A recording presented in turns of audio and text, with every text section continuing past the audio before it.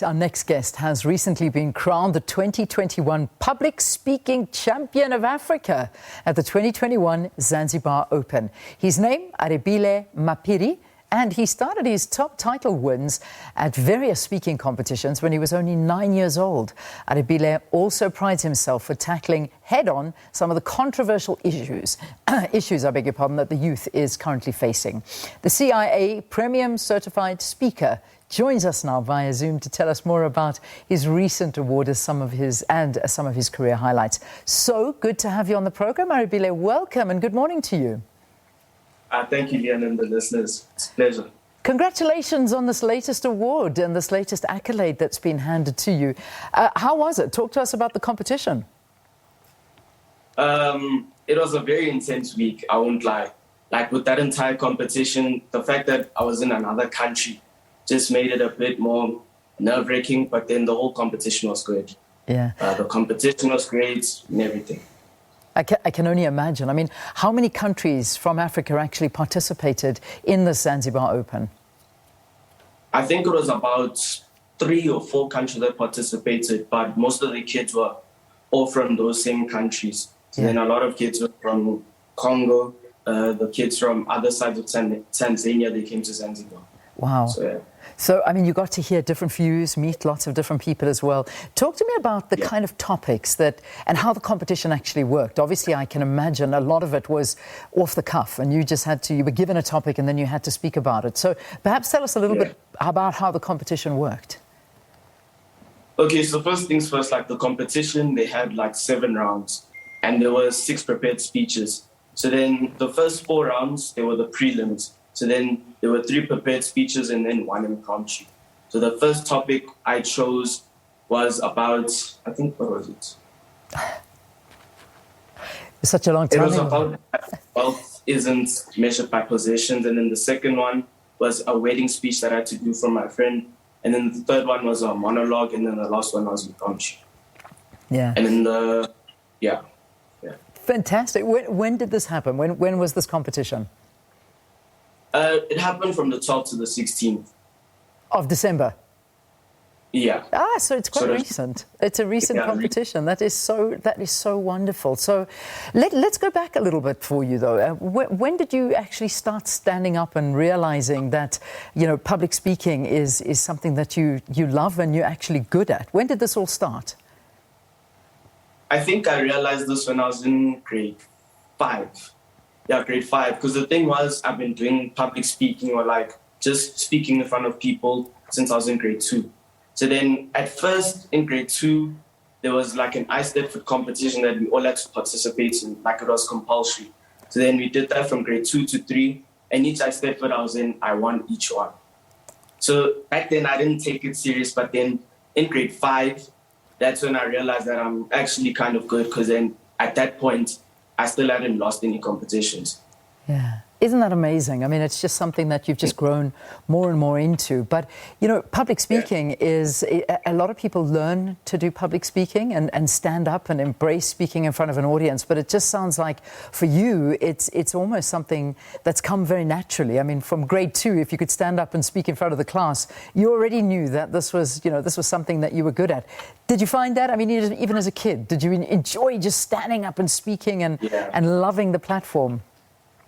I mean, I've always been like an attention seeker. Like I've always loved the attention. So every time I stepped on stage, I just had fun. So yeah. Yeah, I'm sure. I mean, it is great fun. I mean, I must say, on a personal note, I was never a public speaker when I was younger. It was something that I just learned to do and grew the confidence. But it sounds like you are just a natural. That's something that it's inside you and you must use it more and more. And having said that, what is next? I mean, what do you do next going forward? I mean, right now, what I'm trying to do is just focusing on becoming a better public speaker and kind of getting more publicity with it. Because the thing is, with me, I want to make public speaking like a thing. Like I want to make it like a big thing in SA.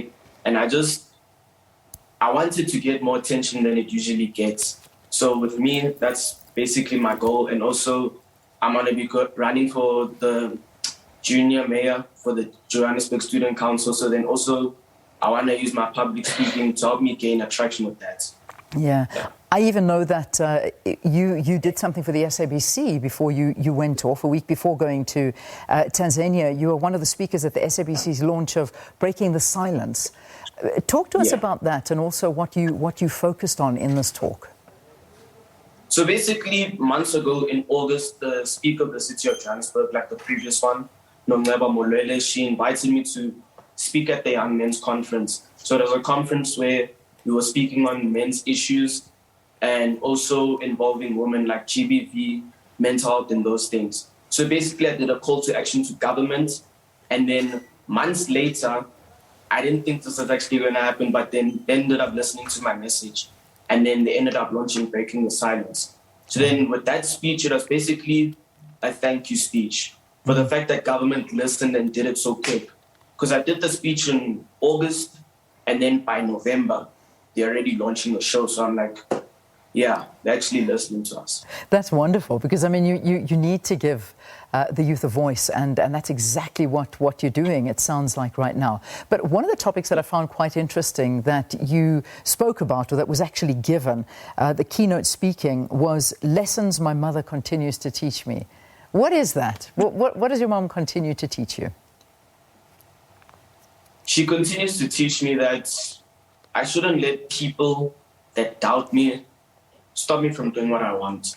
Because the thing is, my mom always told me that there will always be people that hate on you, that doubt on you, but then you shouldn't let that stop you. And like, no matter your shortcomings or your background, you can still make it in life. That's what she always taught me. Because my mom, she wasn't as privileged as I am today.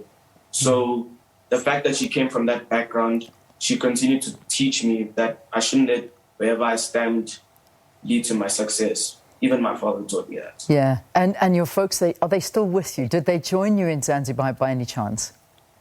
Yeah, my mother joined me. Ah, that is so good. It's nice to have. That would be a dream for me to accompany my son to something like that and see him flourish, which is incredible. So, how old are you? I mean, what grade are you in? I'm in grade 9 now. I'm going into grade 10, and I'm 15. Okay. Talk to me about your future. I mean, Arabile, what does a guy like you do going forward? I mean, have you thought about it?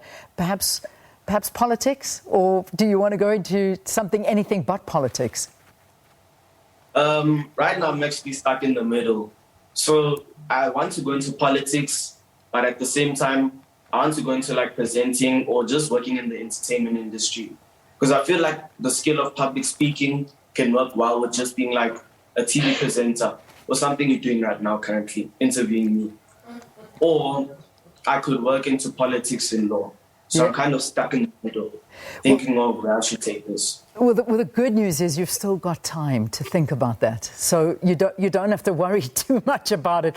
But my advice to you is if you can, I think with your talent and your ability to stand up and speak and capture audiences, I think maybe more than a TV presenter, I think maybe your mom would love to see you in a court of law, or maybe even leading a country. Who knows? I mean, think of some of who do you look up to as a good speaker? So the people that I used to look up to was mainly Tony Robbins, because even though he wrote books and stuff, but he was also a really good public speaker. Yeah. And then he also used that to his advantage to kind of get across his messages to people that are dealing with mental health issues and stuff like that. So I look up to him, and also my coach, Coach Itu. Because like Coach Itu, I look up to him a lot because he perfected the skill that he has. And then each time he goes on stage, he just performs. He never lets people down. So then I look up to him. Yeah. And it's a nice thing that he's also my coach. So, yeah. Hey, that is so nice. So you've got lots to learn from him. And believe me, he's learning from you as well, because there's something about your generation that is teaching our generation a thing or two. I have to tell you, it's wonderful to see and listen to you. What about Barack Obama? Does he not impress you as a speaker? Oh, definitely he does. He's a good speaker. Yeah. He really impresses me. He's incredible. He's one of the most amazing speakers, and look where that got him. You never know, that could be you, Arabile. I'm dying to look back on this interview in a couple of years' time, and we sort of assess where you are and where you came from. Arabile, we're very proud of you. Well done. Thank you so much. Thank you. It's an absolute pleasure. So there you go. High school pupil Arabile Maphiri recently won the top prize at the 2021 African Public Speaking Competition in Zanzibar. Absolutely loving his journey of public speaking. And yeah, it's just such a fantastic thing to be able to do and to flourish in. So well done to him, and we'll keep tabs on his future.